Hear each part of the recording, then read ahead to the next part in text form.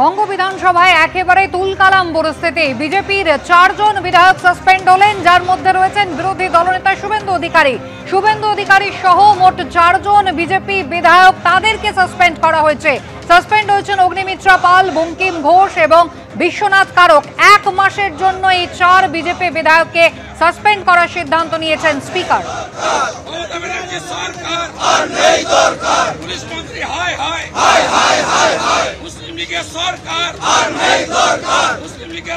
বিস্তারিত জানবো, আমাদের প্রতিনিধি আশাবুল হোসেন রয়েছেন আমাদের সঙ্গে।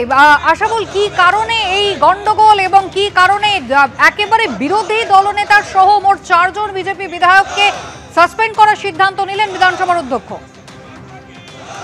দেখো কুসুমিতা, আজকে বিধানসভায় অগ্নিমিত্রা পাল একটি মুলতবি প্রস্তাব আনেন এবং সেই মুলতবি প্রস্তাবে অভিযোগ করা হয় যে রাজ্যের কয়েকটি শিক্ষা প্রতিষ্ঠানে সরস্বতী পুজো বন্ধ করার চেষ্টা করা হয়েছে এবং সরকার তার মোকাবিলা করায় ব্যর্থ হয়েছে।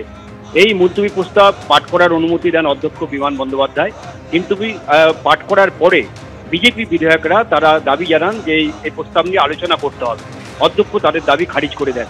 এরপরই বিরোধী দলনেতা শুভেন্দু অধিকারীর নেতৃত্বে বিজেপি বিধায়করা তারা তীব্র বিক্ষোভ দেখাতে থাকেন এবং একটা সময় শুভেন্দু অধিকারী তিনি তার হাতে থাকা একগুচ্ছ বিধানসভার কার্যবিবরণী সংক্রান্ত যে কাগজ বিধায়কদের কাছে থাকে, সেই কাগজ তিনি ছেড়ে টুকরো টুকরো করে স্পিকারের চেয়ারের দিকে এগিয়ে যান এবং স্পিকারের চেয়ার লক্ষ্য করে তিনি সেই কাগজ ছুঁড়ে দেন।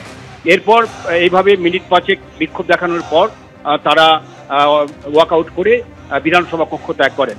এরপরই এই বিষয়টি নিয়ে বিধানসভার সরকারি দলের মুখ্য সচেতক নির্মল ঘোষ তিনি একটি মোশন আনেন এবং সেই মোশনে বলা হয় যে বিরোধী দলনেতা বা বিজেপি বিধায়করা তাদের গণতান্ত্রিক অধিকার রয়েছে বিক্ষোভ দেখানোর, কিন্তু যেভাবে কাগজপত্র ছুঁড়ে স্পিকারের চেয়ার লক্ষ্য করে তারা কাগজ ছুঁড়ে মেরেছেন তা অধ্যক্ষের চেয়ারকে অসম্মান করা হয়েছে, ফলে তাদের সাসপেন্ড করা হোক। এই প্রস্তাবটা তিনি আনেন। এরপর সেই প্রস্তাব নিয়ে ভোটাভুটি চান অধ্যক্ষ এবং ধ্বনি ভোটে সেই প্রস্তাব পাস হয়ে যায়।